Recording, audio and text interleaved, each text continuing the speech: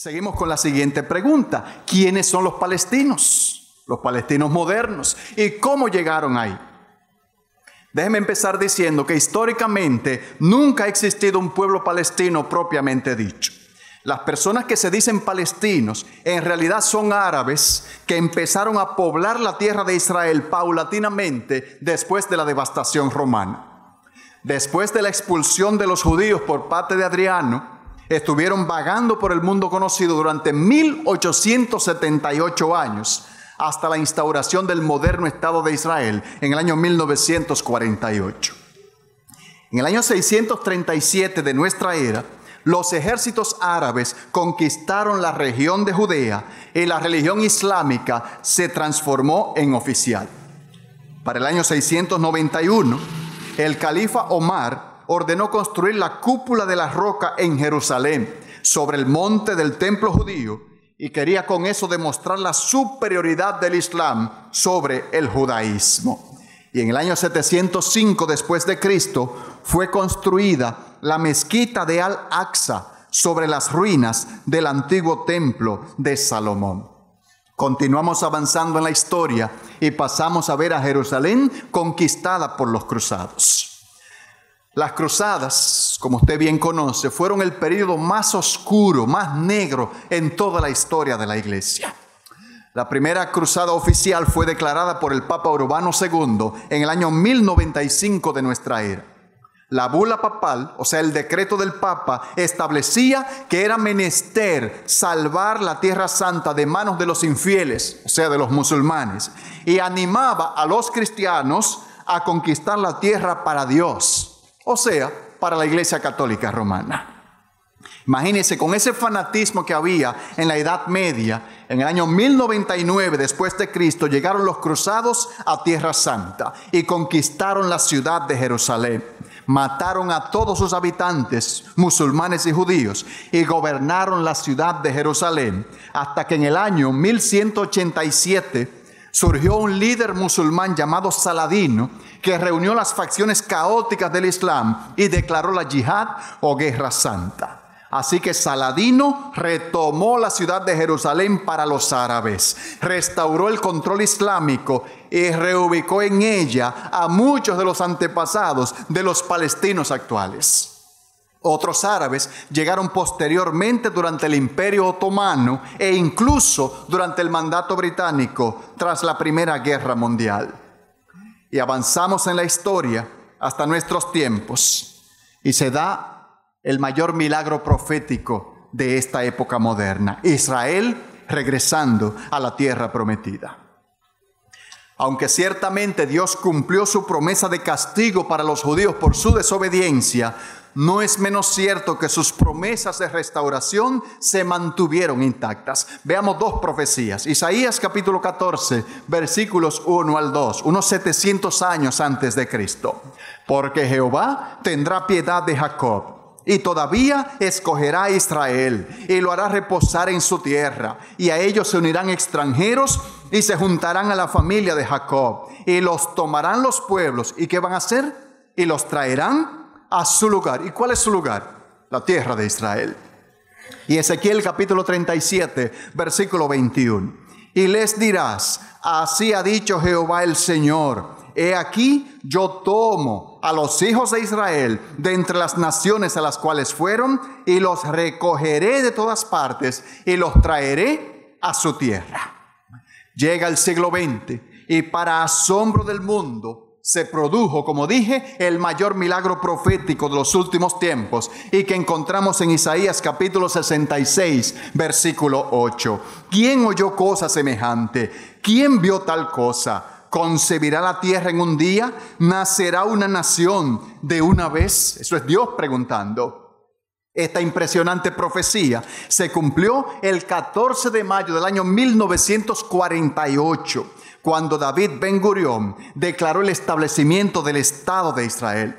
Los judíos empezaron a regresar a la tierra que Dios le dio a sus padres y a su descendencia para siempre. La tierra prometida, la tierra que fluye leche y miel. En ese entonces, la ciudad de Tel Aviv fue escogida como la capital de la renacida nación.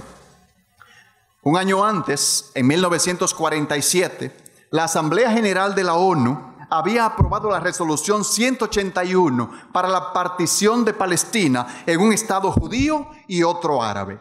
Se pensó en considerar a Jerusalén como una ciudad internacional. Esa ciudad iba a ser administrada durante 10 años por la ONU hasta que se realizara un referendo para definir su destino final. El documento establecía que además de garantizar la protección, el libre acceso, la libertad de culto a los lugares sagrados de la ciudad de Jerusalén, no solo para sus habitantes, sino incluso para los extranjeros, había que eliminar la discriminación por causas de nacionalidad. Pero este plan no llegó a aplicarse porque en el año 1948, el 15 de mayo, estalló la primera guerra árabe-israelí. Los judíos la llaman la Guerra de Independencia. Y en la práctica, esa guerra derivó en la división de Jerusalén en dos partes. Jerusalén este, bajo control árabe, y Jerusalén oeste, en manos de Israel. La parte oriental de Jerusalén, que incluía la ciudad vieja y los lugares sagrados, quedaron en manos de Jordania, que usted sabe que es un país árabe vecino de Israel, desde el 48 hasta el 1967. Ese año estalló la Guerra de los 6 días. Los que son mayores aquí quizás habrán escuchado sobre el estallido de esa guerra en 1967. Israel fue atacada por 3 frentes, por ejércitos árabes poderosísimos, pero al final Israel venció de manera aplastante. Y uno de los resultados más notables de esa guerra de los 6 días fue que Israel quedó en control total de la ciudad de Jerusalén. Y en el año 1980, el Estado de Israel declaró Jerusalén como su capital histórica e indivisible. Ahora, uno se pregunta, ¿por qué Jerusalén es tan codiciada por los musulmanes? Está demostrado bíblica e históricamente que Jerusalén es la legítima capital de Israel. Pero resulta que también es la tercera ciudad sagrada para los musulmanes, que dicen que esa ciudad les pertenece. Y además, Jerusalén contiene 2 de sus lugares más sagrados. La cúpula de la roca, que es ese domo dorado que usted ve en esa imagen, y también la mezquita de Al-Aqsa. A las iglesias árabes musulmanas se le conoce como mezquitas. Ahora, ¿de dónde viene esto? Jerusalén convirtiéndose en la tercera ciudad sagrada para los musulmanes. ¿Por qué los palestinos la reclaman como suya? ¿Por qué los árabes dicen que esa ciudad les pertenece? ¿Por qué dicen que Israel es un invasor? ¿De dónde viene todo eso, mis hermanos? Bueno, es que los musulmanes creen que su profeta Mahoma viajó desde la Meca a Jerusalén durante un viaje nocturno y oró por las almas de todos los profetas, y que luego ascendió a los cielos desde allí. ¿Cómo lo hizo? Escuche la historia. Supuestamente, en el año 619 después de Cristo, el ángel Gabriel se le apareció a Mahoma y le invitó a hacer un viaje al séptimo cielo. Pero el ángel no le compró un ticket de avión, ni le compró un boleto de tren, ni nada. ¿Sabe qué? El ángel le trajo a Mahoma una yegua blanca con cara de mujer y con alas de águila, en la cual el profeta emprendió el vuelo hacia el cielo. ¿Qué le parece? Así que iba Mahoma ya destino al cielo.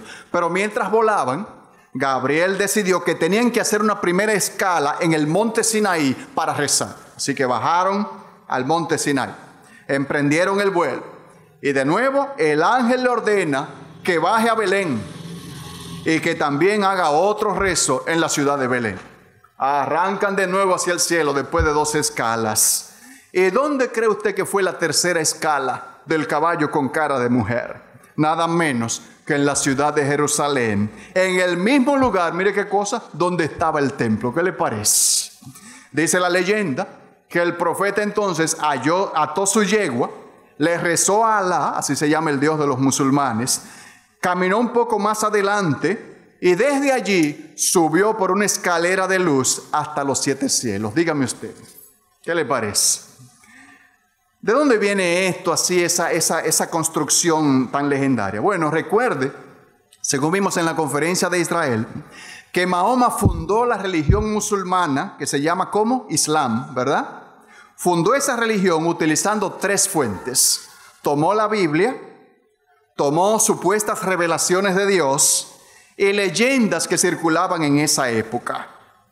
Así que yo pienso que Mahoma se inventó lo del viaje nocturno basándose en otra leyenda, esta vez de la mitología griega. ¿Cuál sería esa leyenda? El semidios Perseo montado sobre Pegaso, el caballo alado. Mire cómo se inventa eso basado en esa leyenda y cómo dice que subió al cielo en una escalera de luz. ¿Qué le recuerda a la escalera que unía el cielo con la tierra en la historia bíblica? La escalera de Jacob. Mira qué coincidencia, porque es que Mahoma tomó como fuente partes de la Biblia, leyendas y todo lo que le vino a la mente para crear esa religión. Increíble, mis hermanos. Así que por esa leyenda, Jerusalén se convirtió en la 3ª ciudad sagrada del Islam, después de la Meca y Medina en Arabia. Es por esa razón que los musulmanes no toleran que Israel controle la ciudad de Jerusalén y consideran la guerra contra Israel como una guerra santa para liberar a Jerusalén y nombrar la capital de los árabes palestinos. ¿Cómo encaja la declaración de Trump de reconocer a Jerusalén como capital de Israel dentro del esquema de la profecía bíblica? La pregunta que hicimos al principio, ¿tiene esto alguna implicación para la iglesia? ¿Reviste algún interés para el mundo? Este tema es muy extenso y amerita otra serie de estudios, pero permítame darle un bosquejo general. En primer lugar, la profecía establece que Jerusalén sería establecida como una piedra de tropiezo. ¿Y qué es una piedra de tropiezo? Usted va caminando por ahí y se da un tremendo tropezón. Y sigue caminando, otro tropezón. Y sigue caminando y otro tropezón. Y está cansado de tantos tropezones. Así dijo Dios que iba a ser la ciudad de Jerusalén en los últimos tiempos.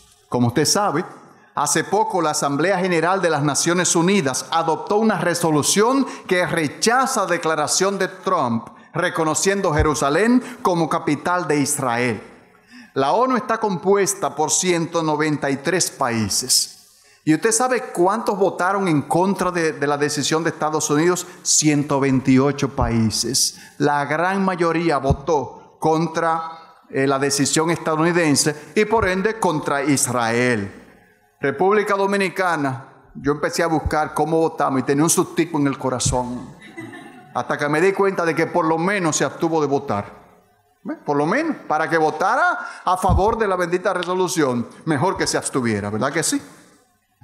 Y uno, mis hermanos, que reconoce el papel y el lugar especial que ocupa Israel dentro del plan profético de Dios, como que se siente decepcionado y abrumado por este odio tan generalizado contra el pueblo judío, sobre todo para nosotros los de aquí de Sosúa, y lo que representaron los judíos desde 1940 para acá, para esta zona y para este país. ¿Por qué tanto odio a muerte contra Israel? No solo de parte de los árabes, de parte de la mayoría de naciones del mundo, como se comprueba por la resolución de la ONU. Mis hermanos, la Biblia también responde esa pregunta y nos invita a que no nos sorprendamos de ese odio generalizado. Los profetas hebreos profetizaron el aislamiento internacional de Israel en los últimos tiempos. Tome nota de eso. Eso también está confirmado en el libro de Apocalipsis.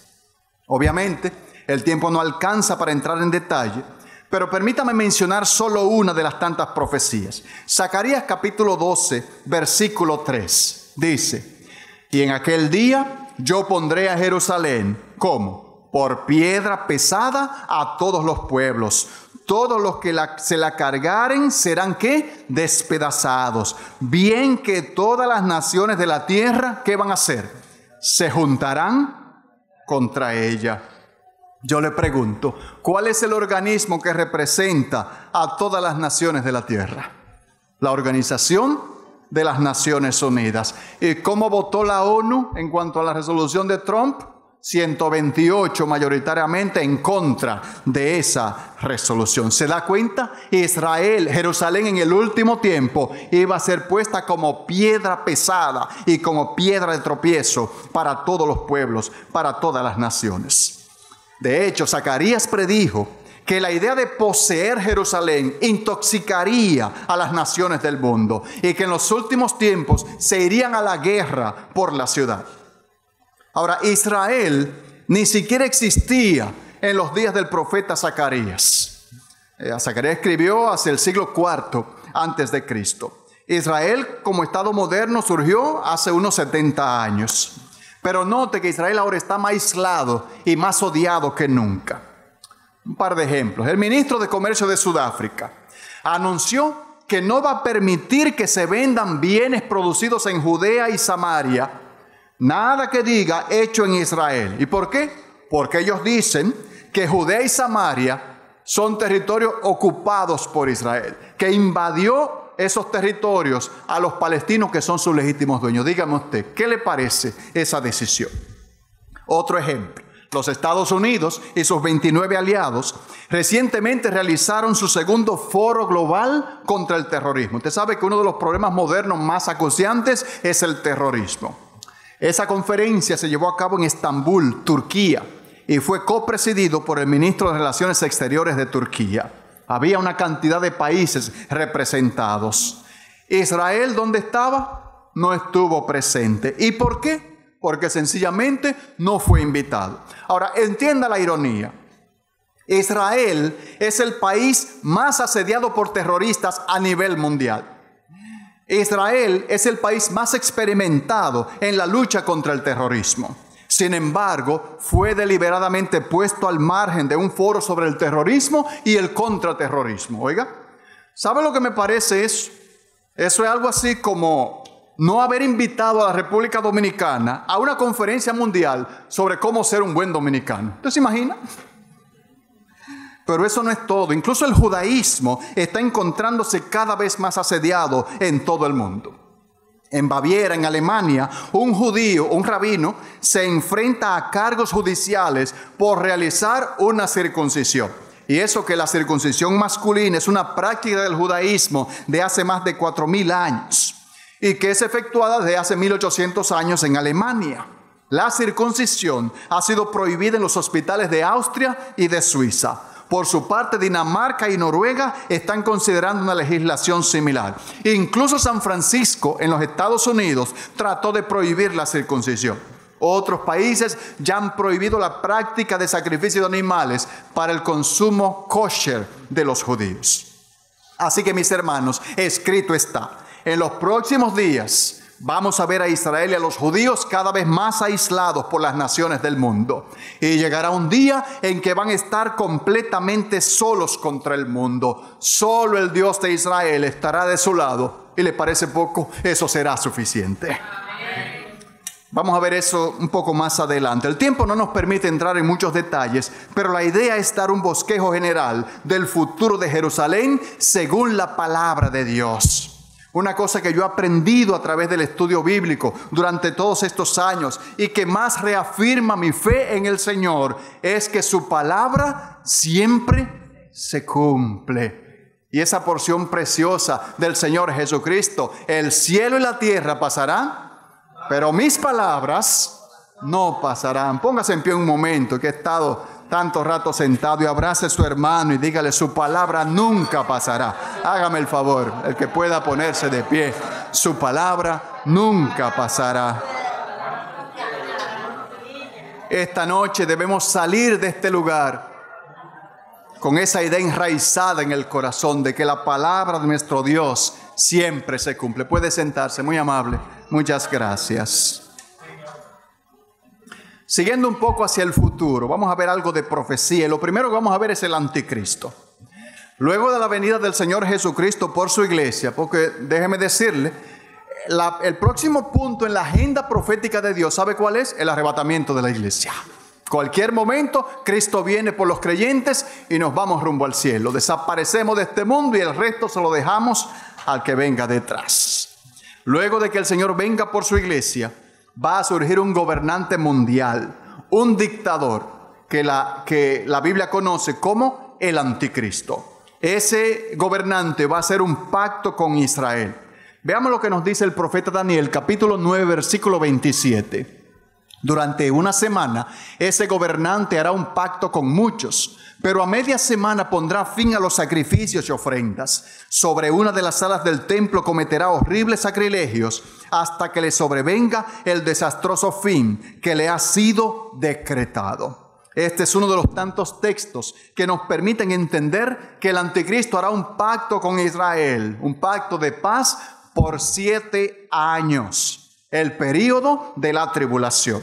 Eso es lo que significa el término semana en lenguaje profético. Una semana tiene ¿cuántos días? 7. En profecía, cada día representa un año. Si es una semana, ¿cuántos años son? 7 años. Así que habrá paz para Israel al principio. Eso les va a permitir a los judíos reconstruir el templo y reiniciar el sistema mosaico de sacrificios. De hecho, los judíos ya tienen todos los recursos, todos los utensilios y todas las vestiduras sacerdotales para cuando se construya el tercer templo. Sin embargo, la porción nos dice que a los 3 años y medio, mire cómo dice el texto, a media semana. ¿Qué va a hacer el anticristo? Romper el pacto con Israel y va a usar su ejército para detener los sacrificios diarios e introducir la abominación desoladora, que es un término que quiero que repasemos. La abominación desoladora es la que habló el profeta Daniel, que mencionó el Señor Jesucristo en Mateo 24 y a la que Pablo también hace referencia escribiendo a los tesalonicenses y que también se completa en Apocalipsis capítulo 13 versículo 14. Así que tenemos el tercer templo judío ya reconstruido y los judíos empiezan a rendirle adoración a Jehová Dios. Pero entonces a media semana, a los 3 años y medio, encontramos que el anticristo coloca una imagen en el templo de Jerusalén y obliga a todos los habitantes de la tierra a inclinarse y adorarle, de manera que convierte el templo del Dios viviente en un lugar de adoración para sí mismo. Eso es abominación para Dios. Por eso se llama la abominación desoladora. Otro evento profético que está un poco más adelante es la guerra de Gog y Magog. Los profetas Daniel y Ezequiel predijeron que en los últimos días una gigantesca confederación de naciones liderada por Rusia va a invadir la tierra de Israel, mientras ésta disfruta de un periodo de paz garantizado por el pacto con el anticristo. Ezequiel describe esta invasión en los capítulos 38 y 39 de su libro, mientras que Daniel hace referencia a ella en el capítulo 11. Y Jerusalén estará en el centro de esa batalla.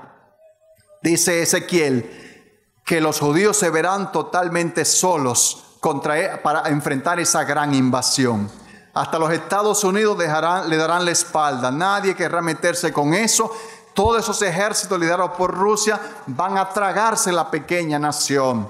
Como diría el Chapulín Colorado, y ahora ¿quién podrá defenderme? Dice Ezequiel 39, que quien defenderá a Israel será Jehová Dios de los ejércitos, y que Él va a destruir a esos ejércitos invasores. ¿Qué va a suceder? Cuando Dios destruye todos esos ejércitos, ¿qué pasa con el anticristo?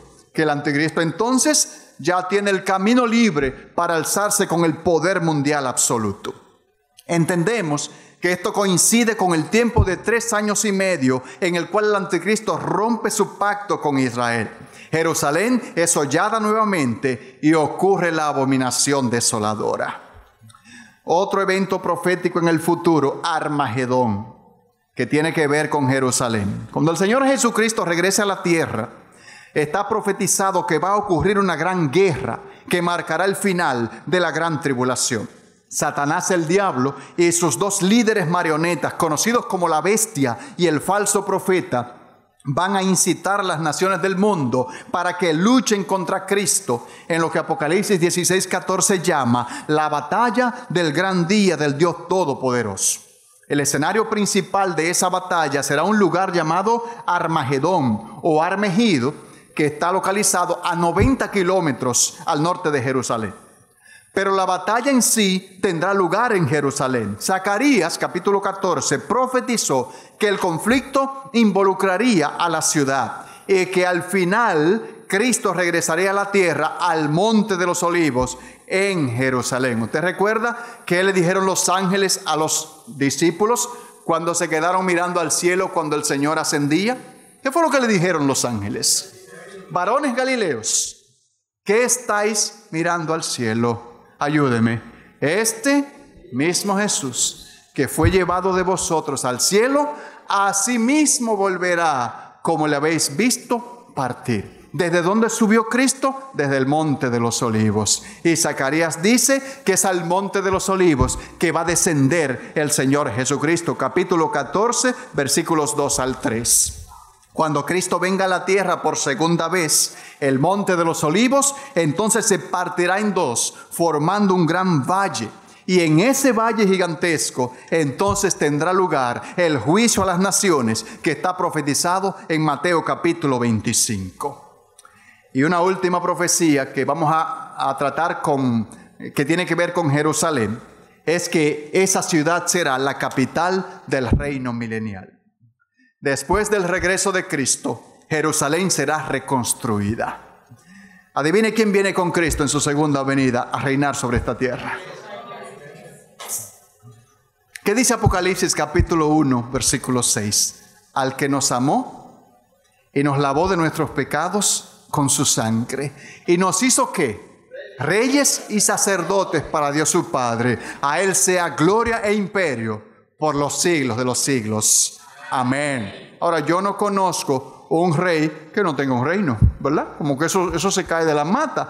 Va a haber un reino y ese reino va a abarcar el mundo entero. Como dice don Pablo Clase, ese día le vamos a enseñar a los políticos cómo es que se gobierna en este mundo. ¿Qué les parece? Así que Jerusalén va a ser reconstruida por el mismo Señor Jesucristo y será construido un nuevo templo en esa ciudad. Las medidas del templo del milenio, si usted quiere enterarse de eso, solo tiene que leer 2 capítulos. Ezequiel capítulo 40 y capítulo 41. Ahí están las medidas del templo del milenio, como Dios se la dio a Ezequiel. ¿Cómo se va a construir ese templo? Porque imagínense cómo tiene que ser un templo donde resida la presencia del Señor Jesucristo. ¿Acaso se podrá escatimar gastos para construir un templo como ese? ¿Qué le parece? Dice la palabra en Zacarías 14, que los fondos van a venir de la riqueza de todas las naciones de la tierra. Van a traer la riqueza a Jerusalén para construir ese templo magnífico. Y dice que ese templo en Jerusalén será el lugar de adoración de todas las personas del mundo en el recién establecido reino de Dios. También otra hermosa profecía en Isaías 35, 14, Zacarías 14, dice que de ese templo van a fluir aguas de sanidad que van a sanar a Jerusalén y el resto de la tierra de una manera física y de una manera espiritual, y que habrá calzada para que las naciones lleguen a Jerusalén a adorar al Mesías. Entonces, y solo entonces, Jerusalén será ciudad de paz.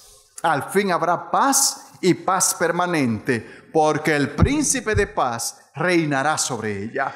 Como anotara el profeta Zacarías, capítulo 14, versículo 11, y morarán en ella, y no habrá nunca más maldición, sino que Jerusalén será habitada confiadamente. Mis hermanos, en conclusión, las Escrituras revelan que en la época anterior al regreso de Cristo a la tierra, todo el Medio Oriente y la ciudad de Jerusalén estaría en conflicto y en disturbios. Encienda el televisor y sintonice las noticias internacionales. ¿Usted sabe lo que le va a aparecer?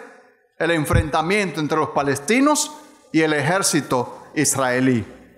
La guerra civil en Siria y todo ese problema en el Medio Oriente que está en ebullición. Un equilibrio de paz que va a ser completamente destruido, hermano querido. Y eso es lo que estamos presenciando nosotros en estos tiempos. viene a colación las palabras del Señor Jesucristo en Lucas capítulo 21, versículo 28. Cuando estas cosas comiencen a suceder, ¿qué hagan? Erguíos y levantad vuestra cabeza, porque vuestra redención está cerca. Mis hermanos, hoy está de nosotros más cerca la salvación que el día cuando creímos. Y cuando hablamos de salvación, hablamos de la redención de esta naturaleza pecaminosa por los siglos de los siglos, junto al Señor Jesucristo en un cuerpo glorificado. Porque ciertamente ahora somos hijos de Dios, ¿verdad que sí? Pero Juan dice que aún no se ha manifestado lo que hemos de ser. Pero sabemos que cuando Él se manifieste, seremos semejantes a Él, porque le veremos tal y como Él es. Póngase en pie un momento, por favor. Y abraza a su hermano y dígale: yo veré al Señor Jesús. Hágalo con una sonrisa, porque eso es glorioso. Yo veré al Señor Jesús. Mis hermanos queridos, el escenario ya está montado para esos eventos. Lo que significa, atienda, que estamos viviendo los últimos tiempos. Así que la implicación inmediata para la iglesia es hoy más preponderante que nunca. Cristo viene y viene ya. Ahora más que nunca la iglesia tiene que hacerle caso al apóstol Pablo cuando escribe a los Efesios: despiértate tú que duermes y levántate de los muertos y te alumbrará el Señor Jesucristo. Y como la mayoría de esas profecías, excepto la del milenio, se enmarcan dentro del periodo de la tribulación, eso significa que para entonces la iglesia ya no estará en la tierra. Y si la iglesia no está en la tierra, eso significa solo una cosa: que Cristo vino y la arrebató consigo para llevársela al cielo. Así que, mi amigo, no te quedes. Vente con nosotros a la patria celestial. Ciertamente, repito, está más cerca de nosotros hoy nuestra salvación que el día cuando creímos. Mientras tanto, con relación a Jerusalén, ¿qué puede hacer la iglesia? ¿Tomar las armas e ir a pelear contra los palestinos para defender a Israel? No. Recuerde que la batalla es de Jehová. Deje que Jehová se encargue de eso. ¿Qué podemos hacer nosotros? La respuesta está en el Salmo 122, versículos 6 y 7. Pedid por la paz de Jerusalén. ¿Cuántos se comprometen en su devocional mañana a orar por Jerusalén? Un compromiso, recuerde. Usted está obedeciendo la palabra de Dios. Pedid por la paz de Jerusalén. Sean prosperados los que te aman. Sea la paz dentro de tus muros y el descanso dentro de tus palacios. Ahora, ¿cómo puede un habitante de Jerusalén tener la paz perfecta? Esa respuesta la conocemos. El hermano Ramiro ha estado hablando sobre ello los últimos días y ha mencionado a Romanos. Justificados pues por la fe, tenemos paz para con Dios por medio de nuestro Señor Jesucristo. Jerusalén está habitada por árabes, por judíos y por otros ciudadanos. También necesitan salvación. Los judíos sin Cristo están perdidos. Los palestinos sin Cristo están camino al infierno. Todo el que esté sin Cristo en este lugar también va de camino al infierno. Pedid por la paz de Jerusalén implica orar por la salvación de todos sus habitantes. Pedid por la paz del templo bíblico de Emaús implica pedir que la paz de Dios llegue a los amigos, entregándose al Señor Jesús. Mi amigo, hoy Dios te ofrece la salvación gratuita en la persona de Jesucristo. El que cree en Cristo no es condenado, pero el que no cree, el incrédulo, ya está en condenación. Solamente un acto de fe en Él puede librarte de ese estado de condenación. Dice su palabra en Juan: el que oye mi palabra y cree al que me envió, tiene vida eterna y no vendrá a condenación, mas ha pasado de muerte a vida. Solamente un acto de fe en el Señor Jesucristo te puede librar de la condenación.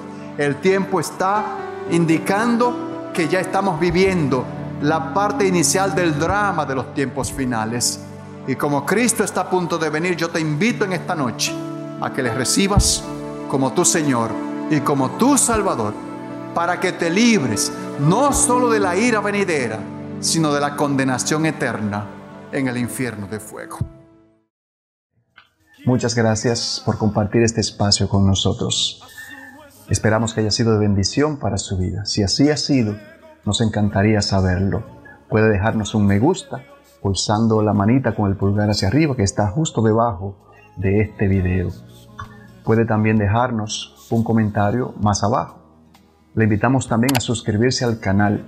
Es gratis y la ventaja es que podrá recibir notificaciones automáticas cada vez que subamos contenido nuevo. Si siente de Dios el deseo de aportar alguna ofrenda para este ministerio, siéntase en libertad de hacerlo.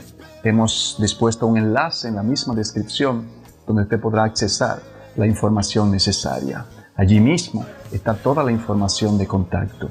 Si nos está viendo desde un dispositivo móvil, puede pulsar la pequeña flecha a la derecha del video y allí accesará la información completa. Y lo más importante de todo, contamos con sus oraciones al Altísimo. Es lo más importante para seguir con este esfuerzo. De nuevo, gracias por su amable sintonía. Dios mediante, nos veremos en la próxima entrega. Hasta entonces, que el Señor le continúe bendiciendo.